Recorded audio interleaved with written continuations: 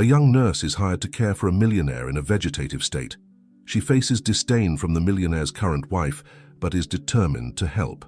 Gradually, she implements unconventional treatments to aid in his recovery. Years later, everyone is surprised by what happened. Before listening to this passionate account, don't forget to subscribe to the channel for more stories like this. Sarah Evans adjusted her name tag on her white uniform as she observed the imposing mansion before her. The wrought iron gates opened silently, revealing a winding path lined with meticulously maintained gardens. Her hands were slightly damp as she held the small suitcase containing her personal belongings. It was her first day as a private nurse for business tycoon Robert Thompson. The butler, a stern-looking gentleman named James, greeted her with a restrained bow. "Welcome, Miss Evans. Mrs. Thompson awaits you in the study." Sarah followed him through corridors decorated with artwork that surely cost more than she would earn in her entire life. Elizabeth Thompson was exactly as Sarah had imagined, an elegant woman in her 40s, with impeccably styled hair and discreet but obviously expensive jewelry. Her appraising gaze swept over Sarah from head to toe as if examining merchandise. "Miss Evans, I hope you're aware of the responsibility you're undertaking," Elizabeth began, her voice as cold as the marble flooring. "My husband requires specific and constant care. Any negligence will be grounds for immediate dismissal." Sarah maintained the professional posture she had learned during her years of training. "I understand perfectly, Mrs. Thompson. You can trust that I will dedicate the best of my abilities to caring for your husband. James will show you to your accommodations and my husband's room. You'll have Sundays off, from 8 a.m. to 8 p.m. when another nurse will attend to him. Any questions?" "No, ma'am. Everything is clear." Robert Thompson's room occupied the entire west wing of the second floor. It was a spacious environment, equipped with state-of-the-art medical devices that monitored his vital signs. The businessman lay on a special hospital bed, his motionless body contrasting with the vitality Sarah had observed in the photographs scattered throughout the mansion. As James explained the routine and procedures, Sarah couldn't take her eyes off Robert's serene face. At 45, even after months in a vegetative state, he maintained striking features that revealed the dynamic man he once was. "Mr. Thompson was always very active," James commented, noticing Sarah's interest. "He personally managed his companies, practiced equestrian sports, and had a special passion for cats, particularly Russian blues." Sarah absorbed every detail, her mind already beginning to formulate a plan. This wouldn't be just another case in her career. Something about this man abandoned in his own home deeply touched her. That first night, after organizing her belongings in the room adjacent to Robert's, Sarah sat beside his bed. "Hello, Mr. Thompson," she whispered, gently holding his hand. "My name is Sarah, and I promise I'll do everything in my power to help you come back." The heart monitor maintained its steady rhythm, but Sarah could have sworn she felt a slight movement in his fingers. Perhaps it was just her imagination, fueled by her desire to make a difference. But one thing was certain, this was just the beginning of a journey that would change their lives forever. As night fell over the Thompson estate, Sarah began to study Robert's medical records, taking notes and developing strategies.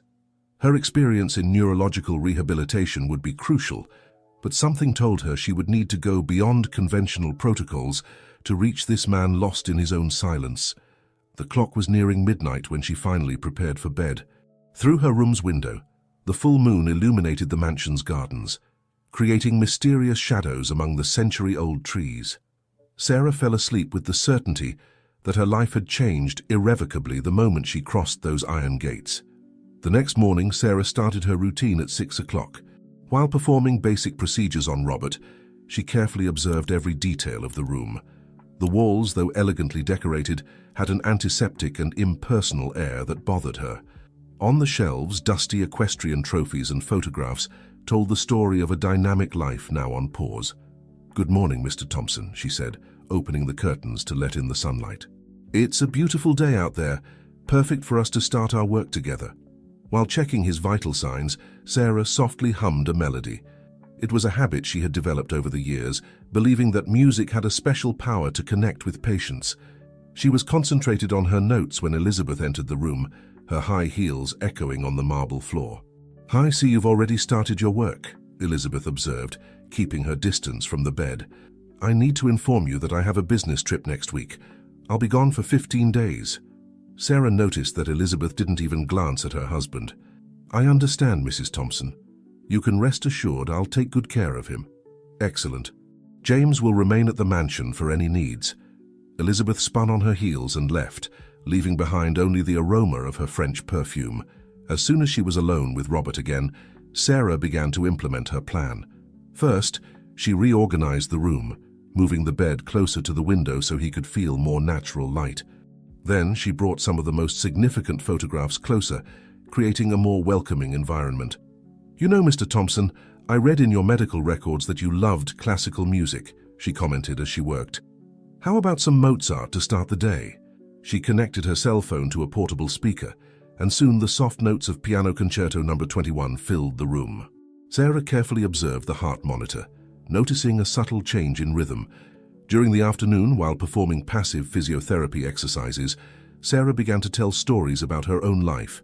She talked about her childhood in the countryside, about how she decided to become a nurse after seeing the power of dedication in her grandmother's treatment. You must be wondering why I'm talking so much, she smiled, gently massaging his arm muscles. But I believe that every word, every sound, every touch is a bridge we can build to bring you back. At the end of that first full day, Sarah had already established a routine that went far beyond basic care. Between medical procedures, she included music therapy, aromatherapy, and sensory stimulation sessions. She knew she would need to be patient, but she was determined to awaken this man from his deep sleep. At night, while organizing her notes, James appeared with a cup of tea. I've never seen anyone dedicate so much attention to Mr. Thompson, the butler commented, his usual formality softened by a tone of approval. I believe he's still in there, James, Sarah replied, accepting the tea. We just need to find the right way to reach him. You know, miss, said James, hesitating for a moment, there's something that might help. Mr. Thompson had a cat, a Russian blue named Tsar. He was his inseparable companion. Unfortunately, after the accident, Mrs. Thompson sent him to the country house. Sarah's eyes lit up with this information. A cat? James, this might be exactly what we need. Do you think it would be possible? I can arrange for Tsar to return to the mansion, James completed, a small smile appearing on his normally serious face. Mrs. Thompson rarely goes to the country house, and with her upcoming trip, Sarah nodded, feeling a wave of hope. Every small detail about Robert's life was an important piece in the puzzle of his recovery. As she watched the moon through the window, she began to visualize the next steps of her plan. Tsar's presence could be the catalyst she needed to awaken Robert's dormant memories and emotions. The week passed quickly, and on the day of Elizabeth's departure, Sarah could barely contain her anxiety. James had confirmed that Tsar would arrive that afternoon, discreetly brought by the caretaker from the country house. While performing the morning procedures on Robert, Sarah couldn't stop talking about the plan. You can't imagine the surprise we've prepared, she said, changing the sheets with gentle movements. I'm sure you'll like it very much. At 3 in the afternoon, James softly knocked on the bedroom door. In his arms, a majestic Russian blue cat with green eyes observed the environment with curiosity. Sarah held her breath as she saw the animal. It was even more beautiful than she had imagined. Tsar, James called softly, placing the cat on the floor. For a moment, the feline remained motionless, its attentive ears capturing every sound of the environment it hadn't seen in months. Then, as if instantly recognizing where it was, it walked elegantly to the bed. Sarah and James watched, moved, as Tsar gracefully jumped onto the bed, approaching Robert with delicate steps. The cat sniffed its former owner's face and, to the surprise of both, settled next to him, resting its head on Robert's neck. Amazing, whispered Sarah, noticing a sudden change in the heart monitor. James, look at this. His heartbeat is different, the butler approached, his eyes watery. Mr. Thompson and Tsar always had a special connection. He brought him as a kitten from a trip to Russia. Throughout the afternoon, Sarah marveled at the interaction between the cat and Robert. Tsar remained constantly by his owner's side, sometimes purring, other times just vigilant. The most impressive were the small changes in Robert's vital signs whenever the cat moved or came closer. This is extraordinary, Sarah commented, making detailed notes. It's as if his body recognizes Tsar's presence, even if his mind is still distant. That night, Sarah decided to implement more changes in the routine. With James's help, she brought some of Robert's personal objects that had been stored away: his favorite watch, a photo album, and even his old cologne. "We're going to create an environment that stimulates his memories," she explained to the butler. "Every sense we can awaken is a step towards consciousness." James, who initially maintained a reserved posture, now actively participated in the care, sharing stories about the years he had worked for Robert. "He was always a fair and generous man," he recounted while helping to arrange the objects. "I never saw him treat anyone with less than total respect." As the night progressed, Sarah noticed something even more surprising. During a moment when Zar was stretching near Robert's face, she could have sworn she saw a slight movement in his lips, as if trying to sketch a smile. "James," she called, excited. "Did you see that?" The butler approached quickly. "Yes, miss. It was a movement, I'm sure." Sarah immediately began to do more response tests, talking to Robert, gently touching his face. Although the movement didn't repeat, she knew she had witnessed something significant. "This is just the beginning," she said, petting Zar, who was now sleeping peacefully next to his owner. "Every small response is a victory." Before retiring, Sarah updated her notes, documenting every detail of that historic day. Her mind was buzzing with new ideas and possibilities. If Zar's presence had provoked such promising responses in just a few hours, what else could happen in the coming days? "Tomorrow will be another day full of possibilities," she whispered to Robert before leaving the room.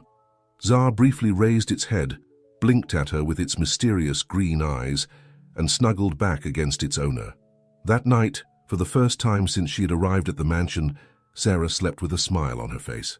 Her heart was full of hope and determination. Something told her she was on the right track, that each small progress brought them closer to the moment when Robert would finally awaken from his long silence. The following days brought a new energy to the Thompson mansion. Zar's presence had completely transformed the atmosphere of Robert's room. The cat rarely strayed from his owner, maintaining a constant vigil that moved everyone. Sarah took advantage of Elizabeth's absence to implement bolder changes in her therapeutic approach. On a particularly sunny morning, she decided to take an important step in her rehabilitation plan. "James," she called during breakfast, "would it be possible to open the doors to the balcony in Mr. Thompson's room? I'd like to take him out to get some sun." The butler seemed to hesitate for a moment.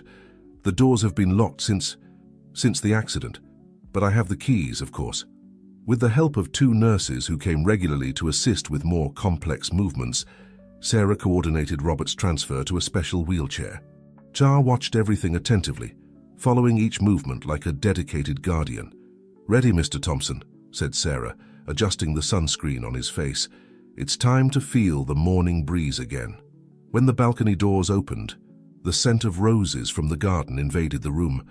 Sarah positioned Robert's wheelchair so that he could feel the gentle morning sun on his face. Zar immediately jumped onto his owner's lap, settling in as if it were the most natural thing in the world. "Look at that," murmured James, who was observing the scene. "It's just like the old days when Mr. Thompson would spend hours out here working on his laptop with Zar by his side." Sarah noticed a discreet tear running down the butler's face, which he quickly wiped away. It was evident that the affection James nurtured for his employer went far beyond a professional relationship. During the outdoor session, Sarah began to describe the garden to Robert, detailing the colors of the flowers, the movement of the trees in the wind, the singing of the birds. Suddenly, something extraordinary happened. Robert's fingers moved slightly, as if trying to reach for something.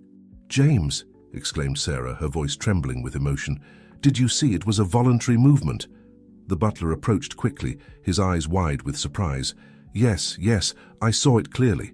Sarah immediately began to do response tests, holding Robert's hand and asking him to try to squeeze her fingers. After a few moments of intense concentration, she felt a soft, almost imperceptible but definitely real pressure.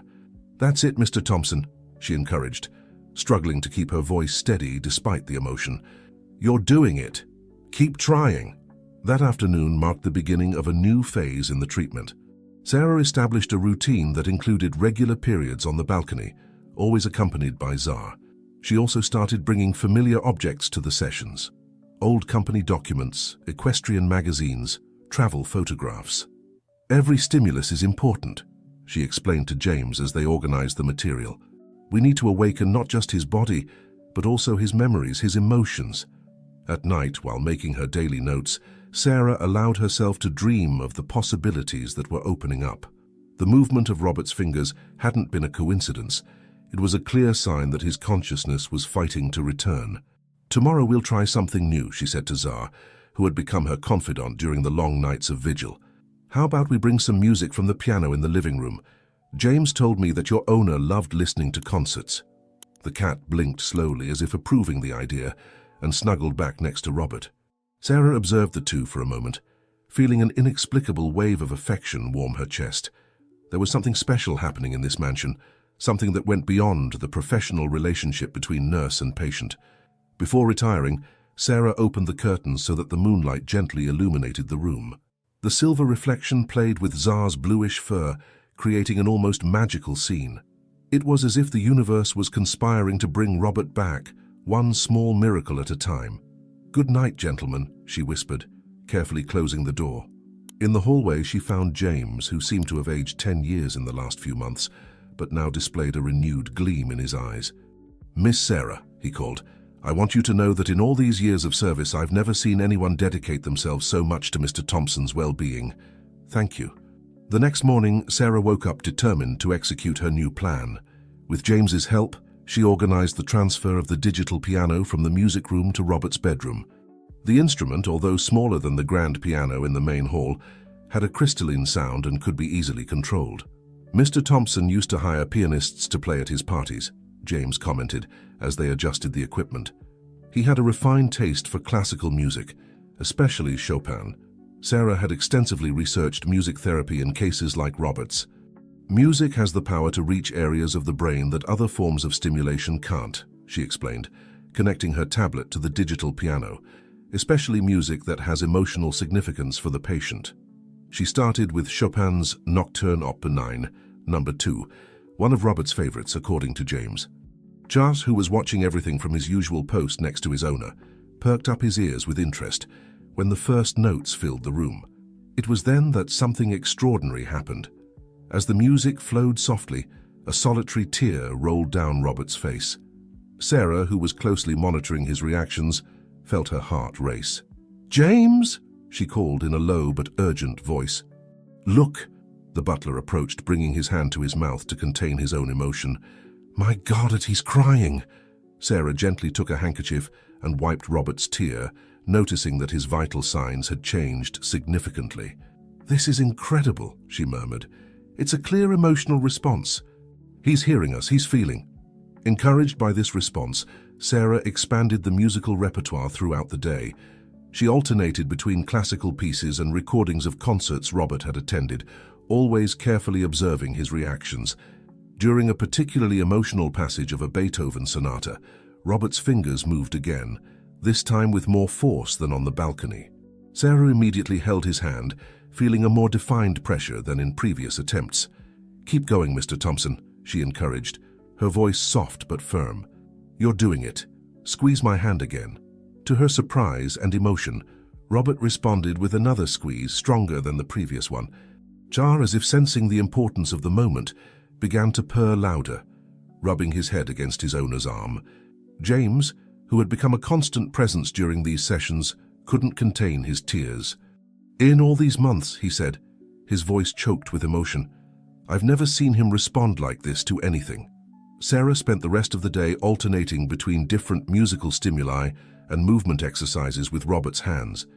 Each small response was carefully documented in her observation diary. At night, while organizing her notes, Sarah reflected on the progress achieved. Robert's responses were becoming more frequent and significant, but there was something that worried her. In a few days, Elizabeth would return from her trip. "How will she react to all these changes?" she asked aloud to Zar, who was watching her from his post next to Robert. The cat just blinked slowly, as if sharing her concern. James entered the room bringing Sarah's nightly tea, which had become a ritual between them. "Miss," he said hesitantly, "perhaps we should consider how to present these changes to Mrs. Thompson." Sarah nodded, understanding the butler's concern. "Yes, we need to be strategic. We can't risk losing the progress we've achieved. As she savored her tea, Sarah began to mentally elaborate a plan to deal with Elizabeth's return. She knew she would need to be cautious, but she was determined not to allow anything to interrupt Robert's progress. "Tomorrow we'll start with olfactory therapy," she said, more to herself than to James.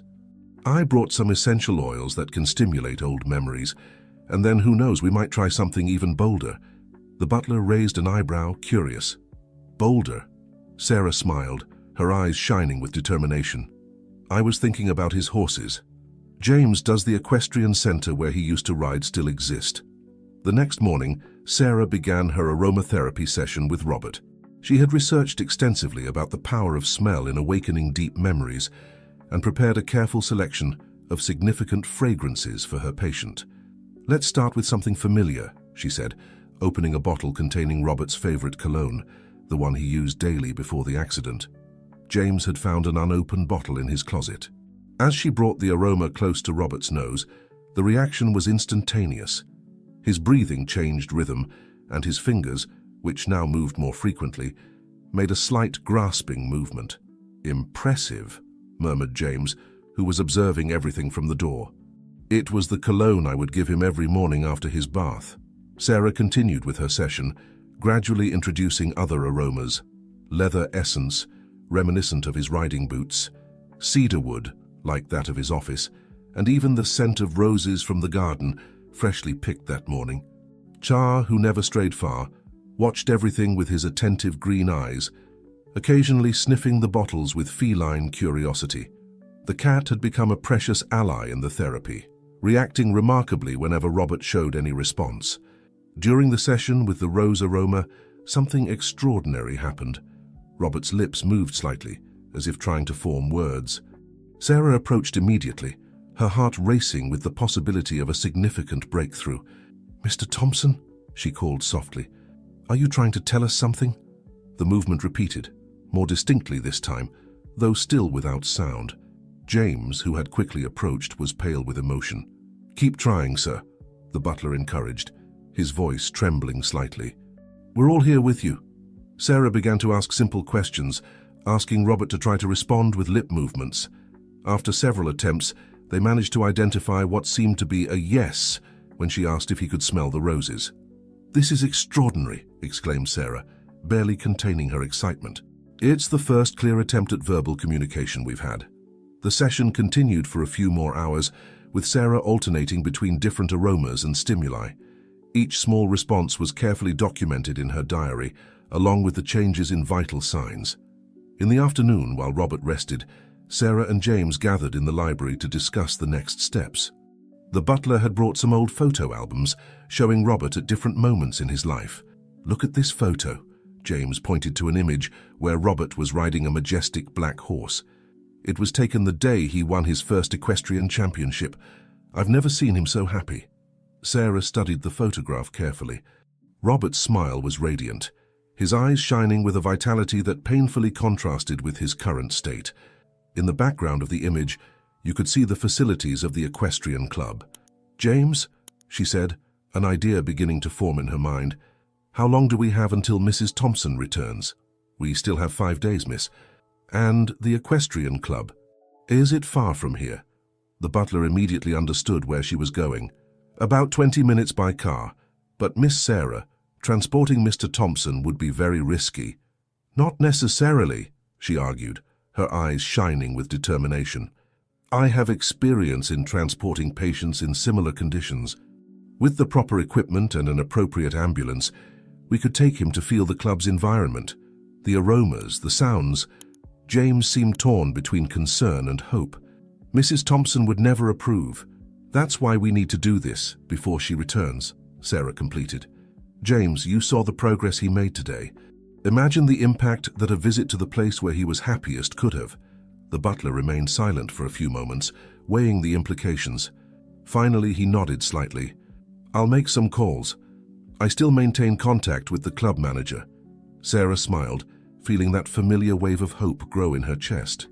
As she returned to Robert's room, she began to mentally plan all the details she would need to organize to make this risky but potentially transformative visit possible. Zar greeted her with a soft meow, as if approving her plans. Next to the bed, the bottle of leather essence still perfumed the air, bringing with it the promise of new possibilities. The next 2 days were dedicated to meticulous planning. Sarah coordinated every detail of the visit to the equestrian club with the precision of a military strategist. James had not only secured the club's authorization, but also ensured that the location would be practically empty during their visit. "The ambulance is confirmed for tomorrow at 9 a.m., Sarah informed during her nightly meeting with James. "Dr. Anderson agreed to accompany us, and I have 2 experienced nurses on standby." The butler nodded, handing her an old folder. "I found this in Mr. Thompson's office. They're photographs of all the horses he trained over the years." Sarah examined the photos with interest, especially the majestic black horse that appeared in several of them. "This one seems special," she commented. "Emperor," James replied with a nostalgic smile. "The master's favorite. He's still at the club, retired from competitions now. It was with him that Mr. Thompson won his main titles." The next morning, nervousness was palpable in the mansion. Sarah personally supervised Robert's preparation, carefully choosing appropriate clothes, including his old riding jacket, which James had impeccably preserved. "Today will be a special day, Mr. Thompson," she said while adjusting the portable monitoring equipment. Jar observed everything from his usual position, seeming intrigued by all the movement. The transport was carried out with extreme care. The ambulance, equipped with all necessary resources, slowly made its way through the tree-lined streets to the equestrian club. Throughout the journey, Sarah remained by Robert's side, monitoring his reactions. When they arrived at the club, they were greeted by Mr. Davis, the old manager who had known Robert for decades. His eyes welled up upon seeing his old friend in that condition, but he maintained professional composure. "We've prepared everything as requested," he said, guiding them to a shaded area near the stables. "Emperor is in the paddock right next door." Sarah watched attentively as they positioned Robert's stretcher so that he could feel the familiar smells and sounds of the club. The wind carried the characteristic smell of the stables, the freshly cut grass, the leather of the saddles. Suddenly, a strong neigh echoed through the air. Emperor, as if sensing the presence of his old companion, approached the paddock fence. It was an impressive sight. Even in advanced age, the black horse maintained a majestic posture. It was then that something happened that no one expected. Robert's eyes, which usually remained half-closed, opened completely. His breathing changed rhythm and his fingers began to move with more intensity than usual. "Doctor," called Sarah, her voice trembling with emotion. "Come see this." Dr. Anderson approached quickly, examining Robert's vital signs. "Impressive," he murmured. "There's significantly increased brain activity." Emperor remained close, his head extended towards Robert, his ears attentive. Mr. Davis, who was observing the scene, commented with a choked voice. He recognized him. After all this time, he still recognizes his rider. Sarah, following her instinct, took Robert's hand and raised it slightly towards the horse. "Look, Mr. Thompson, Emperor is here. He came to see you." To everyone's astonishment, a tear rolled down Robert's face. But what came next was even more surprising. His lips moved, and this time a weak but distinct sound emerged. The silence that followed was deafening. Sarah, James, the doctor, and Mr. Davis looked at each other, hardly believing what they had just witnessed. "He spoke," exclaimed James, unable to contain his tears. "After so long, he spoke." Sarah felt her heart race. It was more progress in a single moment than they had achieved in weeks of therapy. Her intuition was right. The familiar environment, the effective memories, everything was contributing to awakening Robert from his vegetative state. The return to the mansion was marked by an atmosphere of renewed hope. The medical team had carefully documented all of Robert's responses during the visit to the equestrian club, and Dr. Anderson didn't hide his optimism. "What we witnessed today was nothing short of extraordinary," he explained, while examining Robert back in his room. "The attempt at vocalization, associated with motor and emotional responses, indicates a significant improvement in the neurological picture." Sarah was organizing her notes when Zar, who had been restless during his owner's absence, jumped onto the bed and immediately resumed his protective position. The cat sniffed Robert at length, as if detecting the changes that had occurred in him. "We need to maintain this momentum," said Sarah, already planning the next steps. Dr. Anderson, do you think we could intensify the stimulation sessions? The doctor nodded, adjusting his glasses. Certainly. In fact, I suggest we implement a more aggressive rehabilitation program. Today's responses give us support for that. James, who had remained silent since they returned, cleared his throat discreetly. Miss Sarah, Mrs. Thompson returns in 2 days. The reality of this fact fell like a weight on everyone. The changes implemented in Elizabeth's absence had been substantial, and now they would need to justify them. I'll prepare a detailed report, offered Dr. Anderson, understanding the delicacy of the situation, with scientific data that proves the effectiveness of the new therapeutic approach. That night, while performing the last procedures of the day, Sarah noticed something different about Robert. His eyes, which had remained more alert since the visit to the club, seemed to follow her around the room. "Mr. Thompson," she called softly, approaching the bed. "Can you see me?" To her surprise, Robert blinked deliberately. It was a conscious movement, different from the usual automatic blinking. "If you can understand me, blink twice," she asked, her heart racing. Slowly but unmistakably, Robert blinked twice. "James!" called Sarah, her voice trembling with emotion. "Come quick!" The butler hurriedly entered the room, still wearing his kitchen apron. "What happened?" "Watch," said Sarah, turning back to Robert. "Mr. Thompson, can you blink twice again?" To the joy of both, Robert repeated the movement. "My God," whispered James, leaning against the wall to keep from falling. He's really conscious." Sarah immediately began a series of simple tests, asking Robert to blink once for no and twice for yes. The responses, although slow, were consistent and appropriate to the questions. "I need to notify Dr. Anderson," she said, reaching for her cell phone. But before she could dial, she noticed something even more surprising. Robert was trying to move his lips again. Sarah leaned closer, inclining to hear better. "Sup-ra." The sound was weak, almost inaudible, but it was unmistakably her name. Sarah felt tears running down her face, unable to contain the emotion. "Yes, Mr. Thompson, it's me," she responded, gently holding his hand. "I'm here." James, who was observing the scene with tears in his eyes, murmured, "It's a miracle." Zah, as if understanding the importance of the moment, began to purr louder, rubbing his head against Robert's shoulder. The rest of the night was a whirlwind of activity. Dr. Anderson returned to the mansion for an emergency evaluation, conducting a series of neurological tests. With each new test, the evidence of Robert's awakening became clearer. "This is absolutely remarkable," declared the doctor, after concluding his examinations. "In all my years of practice, I've never seen such a dramatic recovery in a case like this." Sarah could barely contain her joy, but a concern persisted in her mind. How would Elizabeth react to all these changes? How to explain that in her absence, her husband had begun to awaken from a state that everyone considered permanent? The following day dawned with a different energy in the Thompson mansion. The news of Robert's awakening had spread among the few staff members, creating an atmosphere of hope and anxiety. Sarah, who had barely slept, began her morning procedures with even greater care. "Good morning, Mr. Thompson," she said, opening the curtains to let in the sunlight. "How are you feeling today?" Robert blinked twice, his new code for yes, indicating he was well.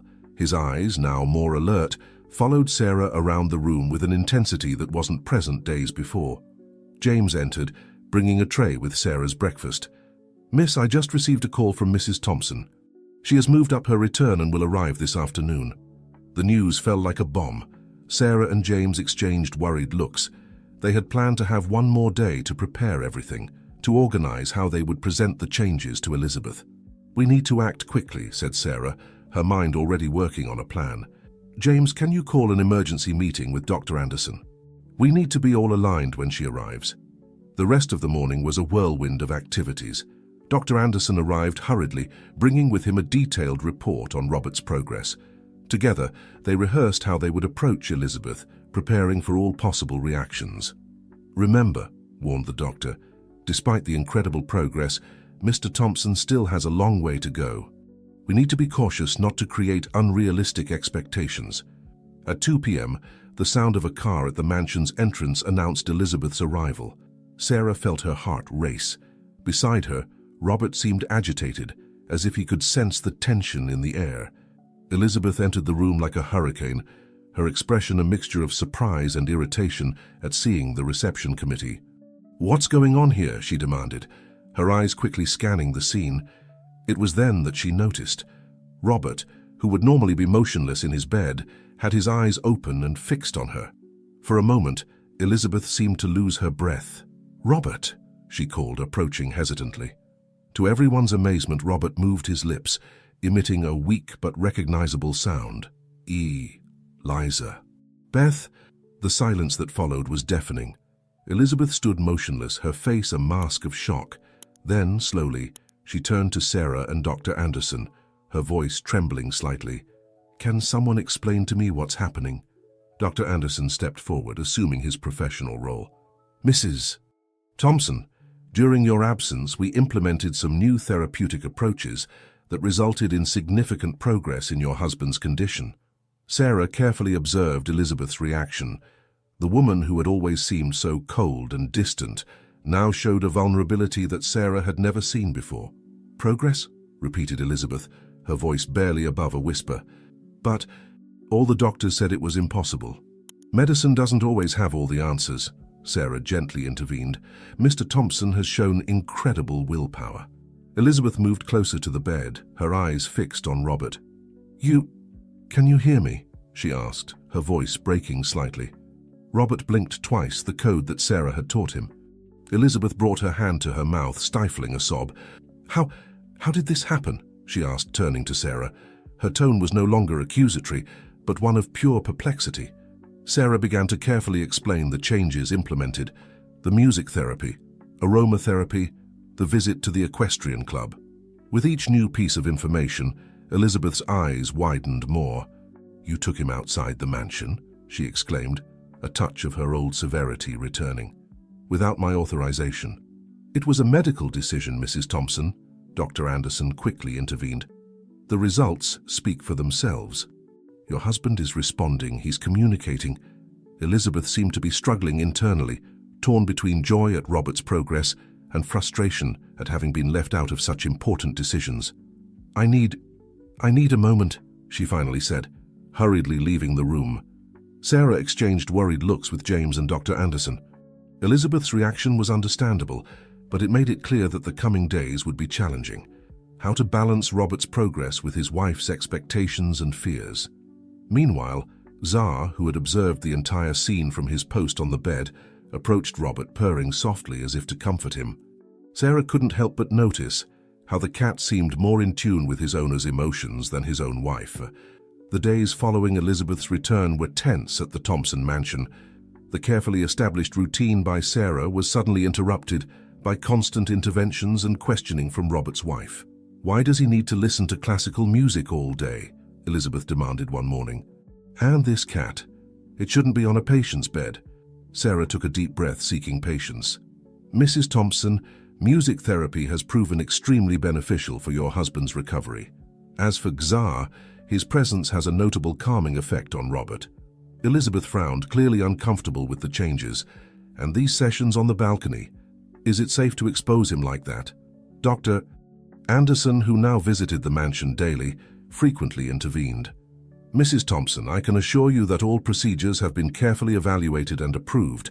Robert's progress is undeniable. Indeed, despite the growing tension, Robert continued to show signs of improvement. His ability to communicate, though still limited, increased each day. He could now form short phrases, albeit with difficulty. On a particularly tense afternoon, while Sarah was performing physiotherapy exercises with Robert, Elizabeth abruptly entered the room. "I need to talk to you," she said to Sarah, her tone making it clear it wasn't a request. In the study, Elizabeth closed the door and turned to Sarah, her eyes shining with a mixture of emotions. "What exactly is happening here?" Sarah remained calm, facing Elizabeth's gaze. "I'm doing my job, Mrs. Thompson, taking care of your husband and helping in his recovery." "Recovery?" Elizabeth repeated, her voice laden with bitterness. "Do you have any idea what I've been through in the last few months? The doctor said it was irreversible. I had already accepted." "Accepted what?" Sarah asked, feeling they were reaching a crucial point. Elizabeth collapsed into an armchair, all her haughty posture crumbling. accepted that I had lost him, that the man I knew would never come back. She raised her eyes to Sarah, unshed tears glistening. And now you show up, and in a matter of weeks. Sarah approached cautiously. Mrs. Thompson, Elizabeth, I understand this must be overwhelming, but the fact is that Robert is coming back. He needs support, love. Love? Elizabeth interrupted, letting out a bitter laugh. You think you know something about our relationship, about the years of... She stopped as if she had said too much, as if... Sarah, sensing they were on the verge of an important revelation, gently pressed. Years of what, Elizabeth? For a moment it seemed Elizabeth wouldn't respond. Then, like a dam breaking, the words began to flow. Years of pretending, of smiles for the cameras and broken hearts behind the scenes. Robert and I. Our union was always more of a business arrangement than a real marriage. She wiped away a furtive tear. When the accident happened, a part of me, a terrible part of me, felt relief. Sarah listened in shock, trying to process this new information. Suddenly, many things began to make sense. Elizabeth's coldness, her detachment, her reluctance to participate in Robert's recovery. But now, Elizabeth continued, her voice almost a whisper, seeing him struggling to come back, seeing how he looks at you, I realize how much I failed him, how much we failed each other. Sarah felt her heart tighten. The situation was much more complex than she had imagined. Elizabeth, it's never too late to start over. Robert is here, he's recovering. You have a new chance. Elizabeth raised her eyes, a glimmer of determination appearing amidst the tears. You're right. We have a new chance. And this time, I'll do things differently. When they left the study, they found James in the hallway, his face a mask of concern. Miss Sarah, Mrs. Thompson, Mr. Robert is asking for you. The two women exchanged a significant look before hurrying to the room. There they found Robert more alert than ever, his eyes moving between Elizabeth and Sarah. Is everything okay? He asked with effort. Elizabeth, to everyone's surprise, approached the bed and took Robert's hand in hers. Yes, my dear. Now everything is okay. Sarah observed the scene, feeling they had reached a turning point. Elizabeth's revelations, Robert's determination to recover, her own dedication to the case.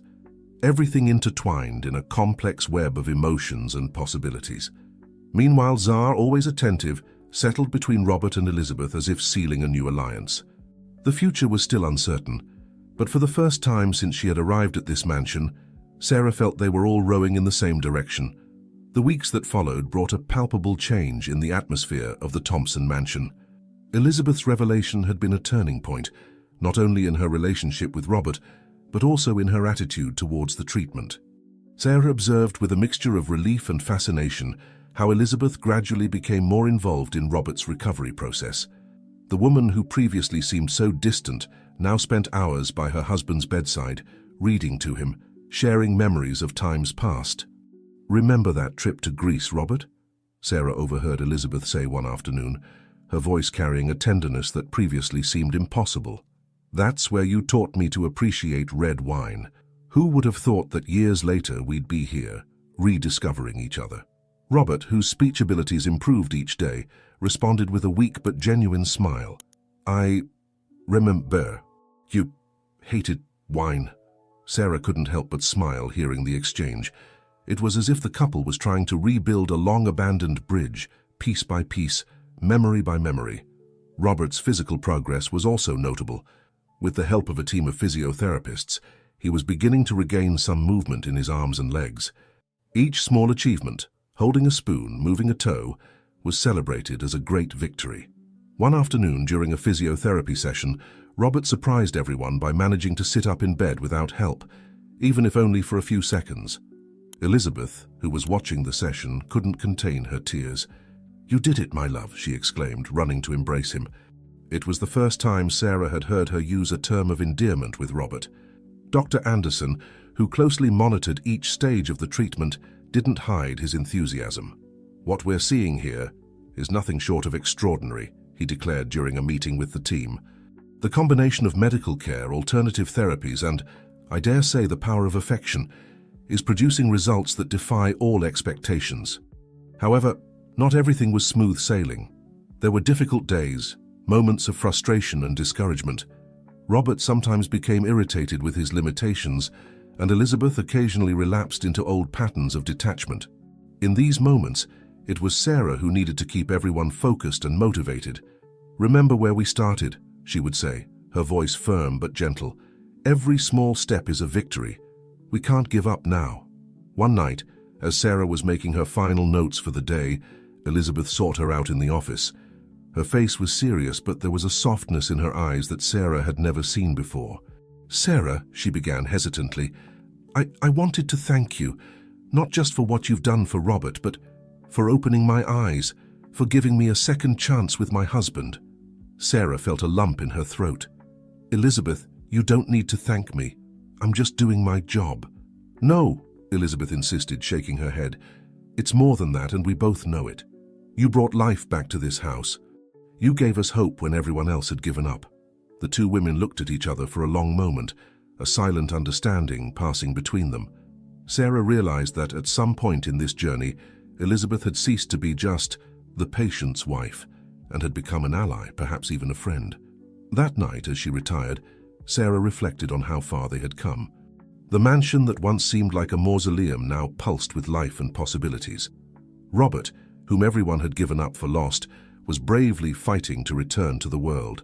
And Elizabeth, the ice woman, melted a little more each day, revealing a heart capable of loving deeply.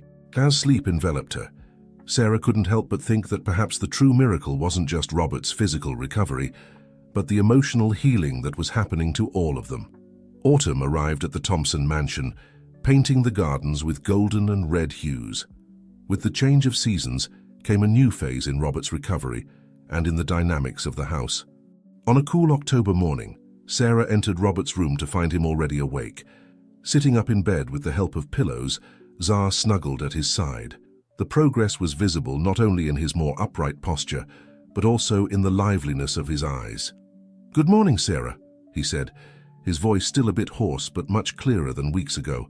I'm ready to try something new today."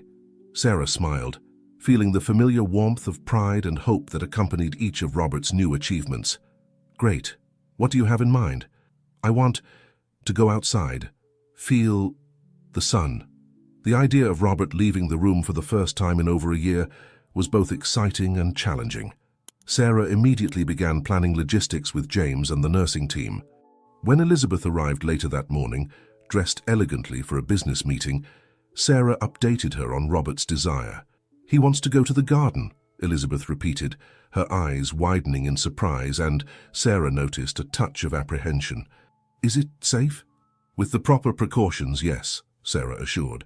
"In fact, I thought you might want to be present for this moment." Elizabeth hesitated for an instant, looking at her expensive wristwatch. Then, to Sarah's surprise, she began to take off her blazer. "The meeting can wait. This is more important." The operation to take Robert to the garden was carefully orchestrated. With the help of a special wheelchair and the nursing team, they slowly transported him through the mansion's corridors. Elizabeth walked beside him, holding her husband's hand, her eyes alternating between concern and expectation. When they finally reached the veranda overlooking the gardens, Robert closed his eyes, letting the autumn sun caress his face. A solitary tear rolled down his cheek. "It's beautiful," he murmured. "I almost forgot what it was like." Elizabeth knelt beside the wheelchair, her own emotion evident. "Oh, Robert, I'm so sorry it took so long to bring you here." Robert turned to her, a soft smile on his lips. "We're here now. That's what matters." Sarah observed the scene from a respectful distance, feeling she was witnessing something deeply intimate and transformative. The couple that once seemed so distant was now united, facing this new chapter of their lives together. In the weeks that followed, visits to the garden became a regular part of Robert's routine. Each time he seemed stronger, more present. His speech improved constantly, and soon he was having longer and more complex conversations. One day, during one of these outdoor sessions, Robert called Sarah over. "I have something to tell you," he began, his voice laden with emotion. "You not only saved my life, you saved my marriage, our future." Sarah felt tears forming in her eyes. "Mr. Thompson, Robert," he gently interrupted. "After everything, I think you can call me Robert." Elizabeth, who was nearby, joined them. "Sarah, Robert and I have been talking. When he's fully recovered, we'd like to establish a foundation to help other patients in similar situations." Sarah was speechless for a moment, moved by the idea. "That would be amazing," she finally managed to say. "And we'd like you to lead the project," Robert added. The proposal caught Sarah by surprise. It was an incredible opportunity, a chance to expand her work and help even more people, but it also meant a significant change in her life, in her career. As Sarah absorbed the news, Zara appeared, weaving between the legs of the wheelchair before jumping onto Robert's lap. The cat, which had been a constant and comforting presence throughout the journey, seemed to approve of the idea with its soft purring. The autumn sun bathed the garden in a golden light, and Sarah felt as if she were on the threshold of something new and exciting. The Thompson mansion, which once seemed a place of sadness and stagnation, now pulsed with possibilities. Looking at Robert and Elizabeth, seeing the love and gratitude in their eyes, Sarah knew her decision was already made. This journey, which had begun as a simple nursing job, had transformed into something much greater. It was a new beginning, not just for the Thompsons, but for her too. With a smile, Sarah nodded. It would be an honor to lead this project. And so, under the autumn sky, a new page began to be written in all of their stories. The following months brought a series of new challenges and triumphs for everyone at the Thompson mansion. Winter arrived, covering the gardens with a thin layer of snow, but inside the house the warmth of hope and determination continued to grow. Robert was making remarkable progress. With intensive therapy and daily exercises, he could now stand for short periods and take a few steps with the help of a walker. His speech had improved significantly, allowing him to express more complex thoughts and even make occasional jokes. "You know, Sarah," he said one day during a physiotherapy session, "I never thought I'd be so happy to be able to tie my own shoes." Sarah smiled, adjusting the exercise equipment. "Every achievement is important, Robert. You've been doing incredible work." Elizabeth, who was watching the session, added with a loving smile, "He's always been stubborn. Now that stubbornness is finally being useful." The dynamic between the couple had completely transformed. Where there was once coldness and distance, now there was warmth and understanding. Elizabeth spent more and more time at the mansion, balancing her business commitments with support for Robert's recovery. However, not everything was smooth sailing. There were difficult days, moments of intense frustration when progress seemed too slow. Robert occasionally had outbursts of anger, revolting against the limitations he still faced. On a particularly challenging afternoon, after an especially difficult therapy session, Robert exploded, "I can't take this anymore. I'll never be what I was before." Sarah and Elizabeth exchanged worried glances. It was James who surprisingly took the initiative, approaching Robert with a calmness that contrasted with his employer's agitation. "Sir," he said softly, "if I may, the man you were before wouldn't have made it this far. The man you are now is much stronger." The butler's words seemed to calm Robert. He took a deep breath, tears of frustration still shining in his eyes. "You're right, James. Thank you." This incident served as a reminder to everyone that the journey of recovery was not just physical, but deeply emotional and psychological. Meanwhile, plans for the foundation were beginning to take shape. Sarah dedicated part of her time to research and meetings, working closely with Robert and Elizabeth to define the mission and objectives of the project. "We want to make a difference in the lives of people the doctors have given up on," Robert explained during one of these meetings. "Give them the same chance I had." Elizabeth, who had taken the lead in the legal and financial aspects of the foundation, added, "We already have interest from several investors. Your story has inspired a lot of people, Robert." Sarah felt energized by this new challenge. It was an opportunity to expand the work she loved, to touch even more lives. However, she sometimes found herself thinking about the future, about how her role in the Thompsons' lives would change once the foundation was established, and Robert no longer needed constant care. One night, while organizing some notes in the office, Elizabeth surprised her with a cup of tea and an unexpected question. "Sarah, have you ever thought about having your own family?" The question caught Sarah off guard. Well, I suppose so. Someday." "Why?" Elizabeth smiled enigmatically. "Just curiosity. You know, Robert and I were talking." When all this started, we thought our chance of having a family had passed. Now we're considering all the possibilities." Sarah felt a wave of emotion as she understood what Elizabeth was implying. The idea of Robert and Elizabeth possibly having a child after everything they had been through was deeply moving. "That would be wonderful," Sarah said sincerely. Elizabeth nodded, her eyes shining with a mixture of hope and apprehension. "It would be a new beginning in every sense. And Sarah, we'd like you to be part of this journey too. Not just as the director of the foundation, but as family." Elizabeth's words touched Sarah deeply. Somehow, over the months, the Thompsons had become more than patients or employers. They were friends, confidants, an extension of her own family. That night, as she retired, Sarah reflected on how much her life had changed since she first crossed the gates of the Thompson mansion. What had begun as a professional challenge had transformed into a journey of personal growth, friendship, and purpose. As the winter wind blew outside, Sarah felt warm inside, grateful for the opportunity to be part of something so special and eager for what the future held for all of them. Spring arrived at the Thompson mansion, bringing with it not only the rebirth of nature, but also a series of significant changes for everyone involved. The garden, once a distant symbol of the life Robert had lost, now became the setting for his greatest achievements.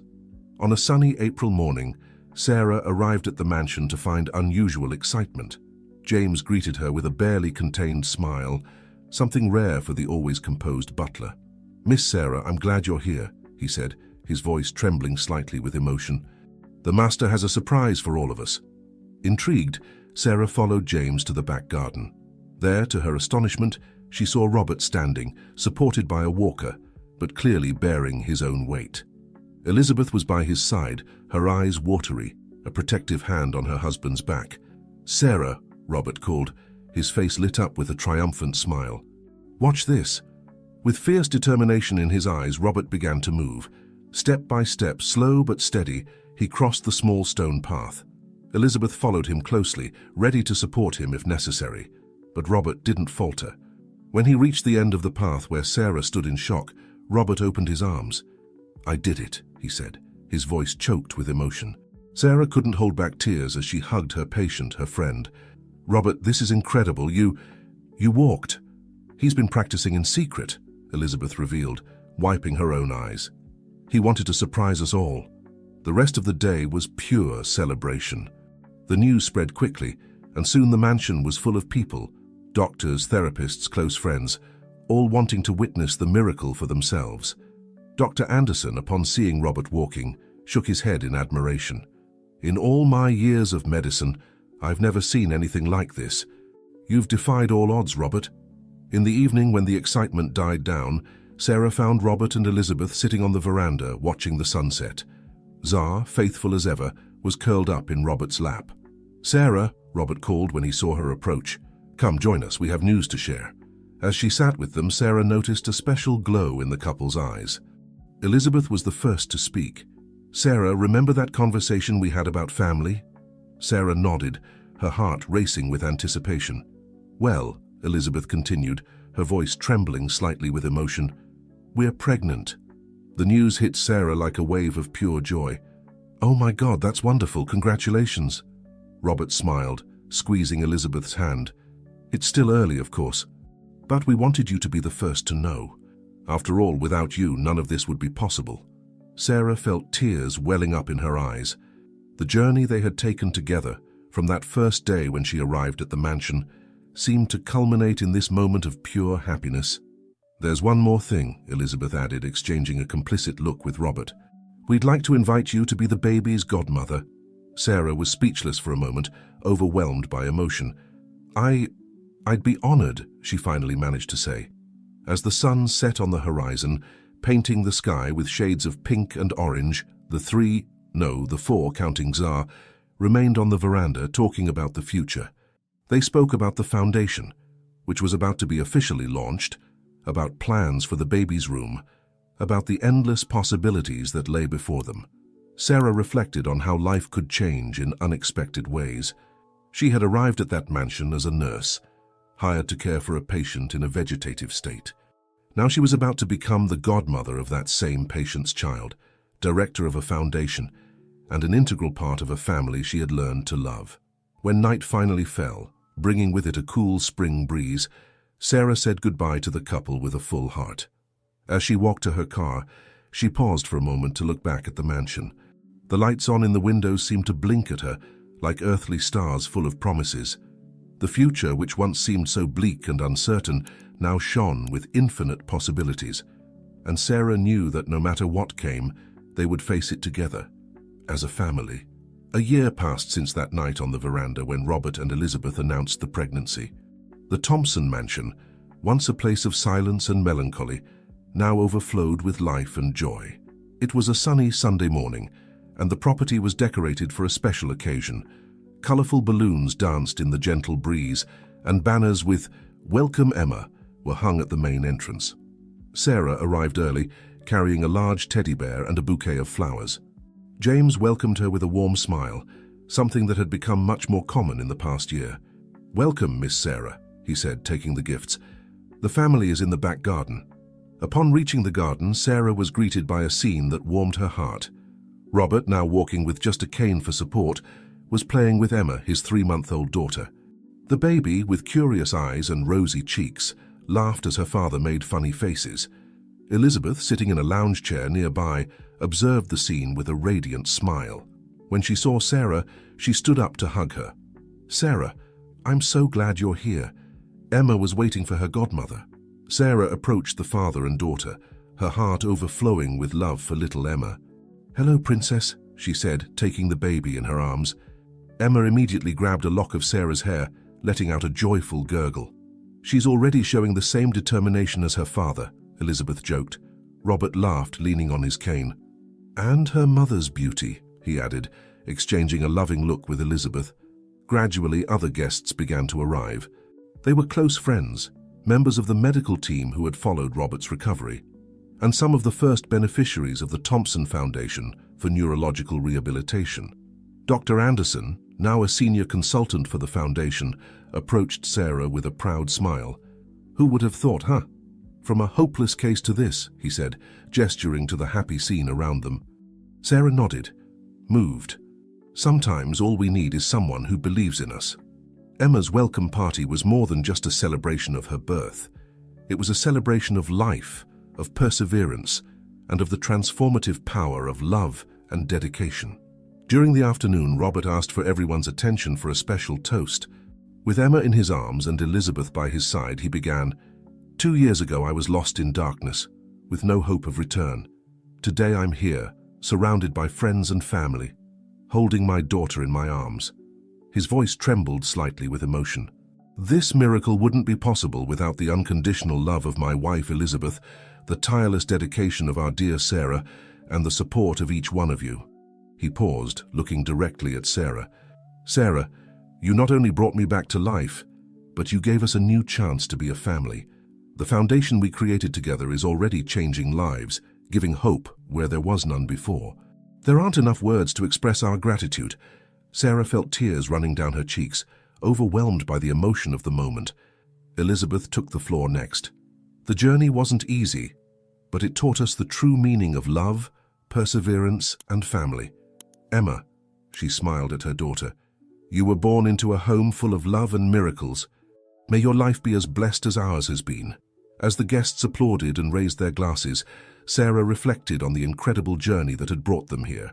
From a nurse hired to care for a patient in a vegetative state, she had become an integral part of this family, a driving force behind a foundation that was changing lives. The sound of Emma's laughter brought Sarah back to the present. The baby was now in James's arms, who gently rocked her, his normally serious face lit up by a genuine smile. Even Zar, the faithful feline companion, seemed to be participating in the festivities, purring contentedly at Robert's feet. 10 years passed since that welcome party for Emma in the garden of the Thompson mansion. Time, as always, brought with it a myriad of changes, challenges, and triumphs for everyone involved in that extraordinary journey of recovery and rebirth. The Thompson Foundation for Neurological Rehabilitation, which had begun as a shared dream between Robert, Elizabeth, and Sarah, had become an internationally respected institution. Under Sarah's tireless leadership, The foundation expanded its horizons far beyond the borders of the United States, establishing treatment centers in various countries and funding cutting-edge research in neuroscience and rehabilitation. On a sunny spring morning, Sarah entered the foundation's new complex, a modern and imposing building that contrasted with the classical architecture of the old Thompson mansion, now transformed into a museum and study center.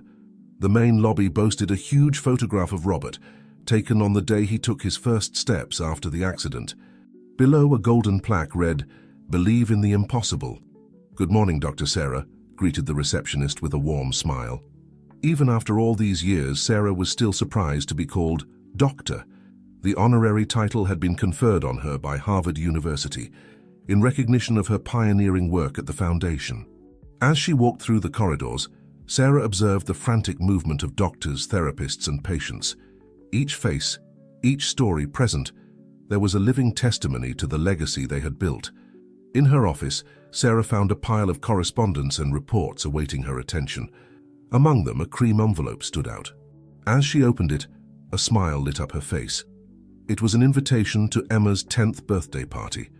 Looking out the window of her office, which offered a panoramic view of the city, Sarah allowed herself a moment of reflection. The decade that had passed brought changes she could never have predicted that first time she crossed the gates of the Thompson mansion. Robert, defying all initial medical expectations, had recovered almost completely. Although he still used a cane for long walks, he led an active and fulfilling life. He had become a sought-after motivational speaker, sharing his story of overcoming adversity at conferences around the world. Elizabeth, in turn, surprised everyone by discovering a passion for painting during Robert's recovery process. Her paintings, which depicted scenes from the family's healing journey, had gained recognition in the art world, and she now divided her time between managing the family business and her flourishing artistic career. Emma, the girl who was born amid a whirlwind of emotions and renewed hopes, had grown to become a vibrant and curious child. At just 10 years old, she already demonstrated extraordinary sensitivity towards people with special needs, often accompanying her parents on visits to the foundation. And Sarah, well, her life had transformed in ways she never imagined possible. Besides her role as director of the foundation, she had become a respected figure in the field of neurorehabilitation, often invited to speak at international conferences and contribute to scientific publications. On a personal level, Sarah had found love unexpectedly. During a medical conference in Geneva 5 years ago, she met Daniel, an American neurosurgeon working in Switzerland. What began as a professional collaboration soon blossomed into a deep relationship. Now married, they balanced their demanding careers with a rich and rewarding personal life. A gentle knock on the door interrupted Sarah's reverie. It was Dr. Anderson, now with grey hair but with the same sparkle in his eyes he had a decade ago. "Sarah, we have an interesting situation with Mr. Oliveira's case," he said, referring to a recent patient who presented a similar condition to Robert's years ago. "I think you'll want to take a look at this." Sarah nodded, immediately focused. Even after all these years, each new case excited her, reminding her of why she had dedicated herself to this work in the first place. As she followed Dr. Anderson through the corridors, Sarah couldn't help but think about how a single decision, accepting Robert Thompson's case, had triggered a series of events that not only transformed her life, but positively impacted the lives of countless other people. The day passed in a whirlwind of meetings, consultations, and important decisions. As night fell, exhausted but fulfilled, Sarah was preparing to go home when her phone rang. It was Elizabeth. "Sarah, darling, I hope I'm not interrupting." Elizabeth's warm voice sounded from the other end of the line. "Robert and I were thinking, why don't you and Daniel come over for dinner this weekend? Emma is eager to show you her new science project." Sarah smiled, feeling that familiar wave of affection that always washed over her when she thought of the Thompsons.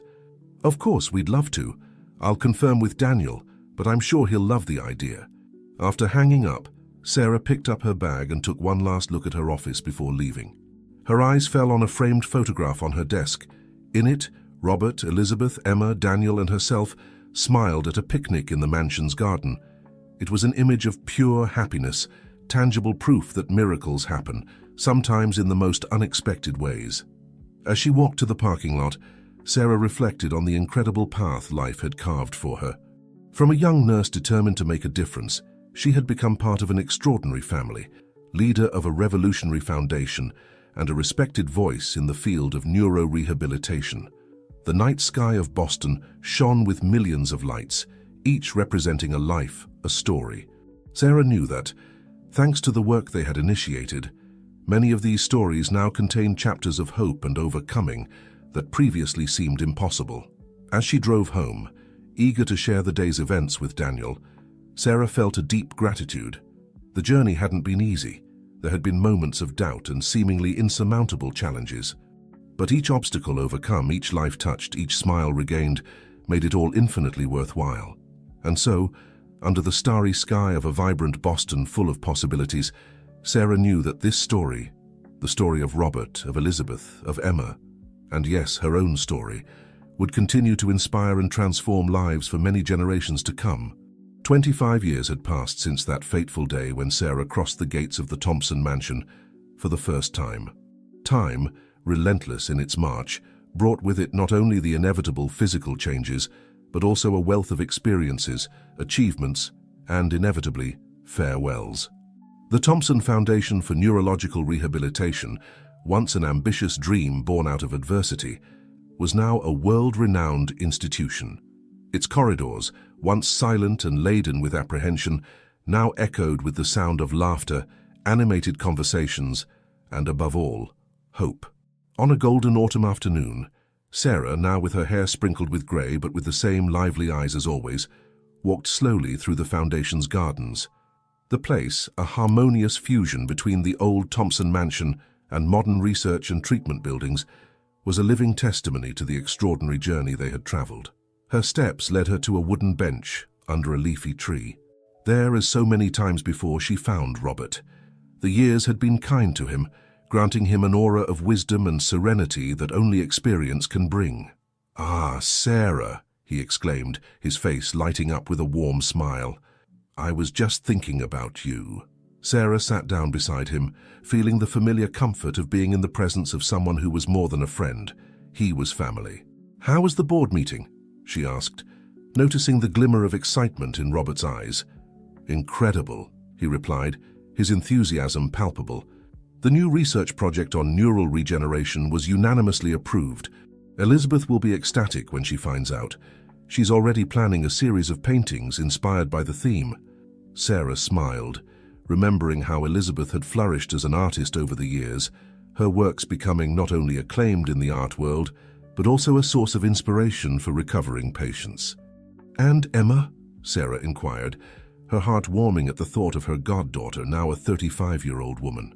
Robert's face lit up with paternal pride. "She's unrecognizable, Sarah. Her presentation at the neuroscience conference in Tokyo was a resounding success. You know, sometimes I wonder who inherited more from whom, whether it was she who inherited our resilience, or if we learned from her determination since she was little." Sarah nodded, remembering the extraordinary path Emma had taken. From a curious child born amid a miracle, she had become a brilliant neuroscientist, dedicating her career to unraveling the mysteries of the human brain and developing new rehabilitation therapies. A moment of comfortable silence settled between them, broken only by the soft rustling of leaves in the wind. Sarah let her gaze wander to the horizon, where Boston's skyscrapers rose against the orange sky of the late afternoon. "Sometimes," Robert began, his voice laden with emotion, "I still find myself marveling at all of this. I remember when I was trapped in that immobile body, unable to communicate, feeling as if I was sinking into an endless abyss. And then, you arrived." Sarah felt tears forming in her eyes.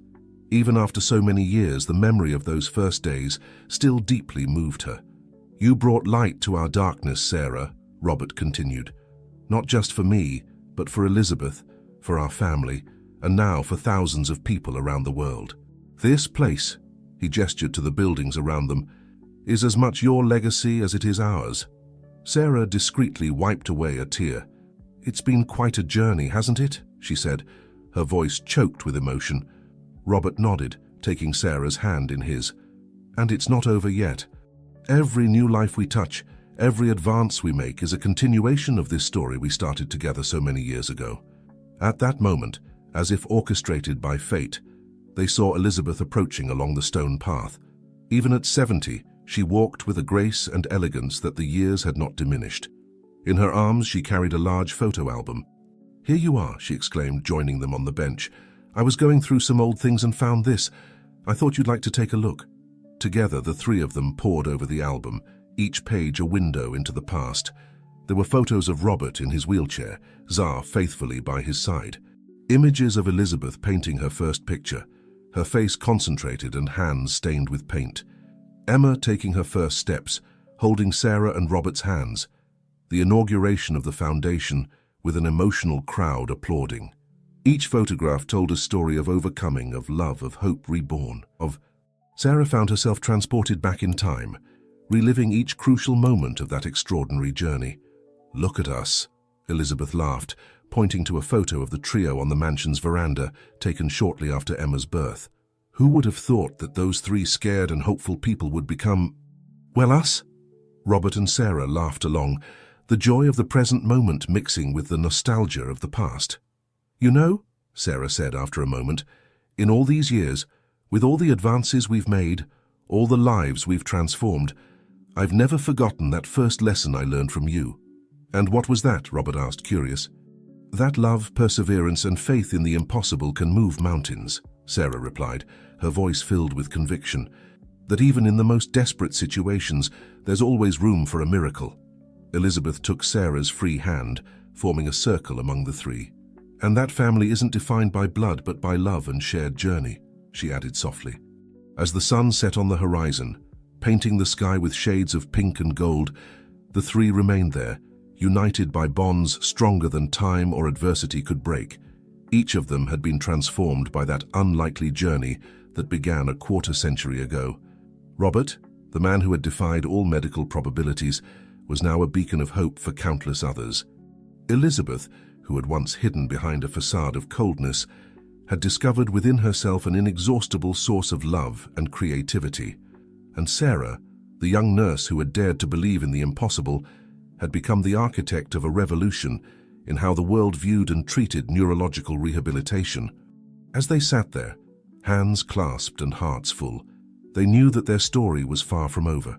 It lived on in every patient who found hope at the foundation, in every breakthrough made in their research labs, and in the legacy they would leave for future generations.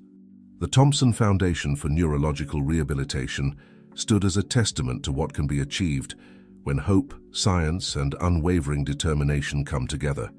But more than that, it stood as a monument to the power of human connection, a reminder that sometimes the greatest healers are not just medicines and therapies, but love, compassion, and the belief in second chances. As the last rays of sunlight faded, Sarah, Robert, and Elizabeth rose from the bench, their bodies older but their spirits as young and determined as ever. They walked slowly back towards the foundation building, where the lights were coming on, signaling the start of the night shift. Even now, at this late hour, the work of healing and hope continued. "You know," Robert said as they reached the entrance, "I think it's time we started working on our memoirs. The world needs to hear this story, not just my recovery, but how it led to all of this." Elizabeth nodded enthusiastically. "I could illustrate it, a blend of narrative and visual art." Sarah smiled, her mind already racing with ideas. "And we could incorporate testimonials from patients and staff, show the ripple effect of one act of hope." As they stepped inside, they were greeted by the night staff, each face a reminder of the lives touched and changed by their work. Emma, who had been working late in her research lab, joined them, her eyes bright with the excitement of a new discovery. "Mum, Dad, Sarah, you won't believe what we've just found in our stem cell research." She paused, noticing the emotional atmosphere. "What's going on? Why do you all look so reflective?" Robert put his arm around his daughter's shoulders. "We were just reminiscing, sweetheart, and thinking about the future. How would you like to help us write the story of how all this began?" Emma's face lit up. "Are you kidding? I've been waiting for years to hear all the details." As the small group moved towards the conference room, ready to begin this new project, Sarah felt a sense of completion. The circle that began with her stepping into the Thompson mansion was closing, yet opening into something new. Their story, a story of hope, resilience, and the incredible capacity of the human spirit, would live on, inspiring generations to come. The legacy of the Thompson Foundation, born from one man's journey back from the brink and one woman's unwavering belief in the possible, would continue to change lives long after they were gone. And in that knowledge, Sarah found a peace and joy beyond anything she could have imagined on that fateful day, when she first crossed the threshold of the Thompson mansion. As they settled into their seats, ready to begin chronicling their extraordinary journey, Sarah looked around at the faces of those she loved most in the world. Her family, not by blood, but by choice and shared experience. And she knew with absolute certainty that this was exactly where she was meant to be. The story of Sarah, Robert, Elizabeth, and the Thompson Foundation was far from over. In fact, in many ways, it was just beginning.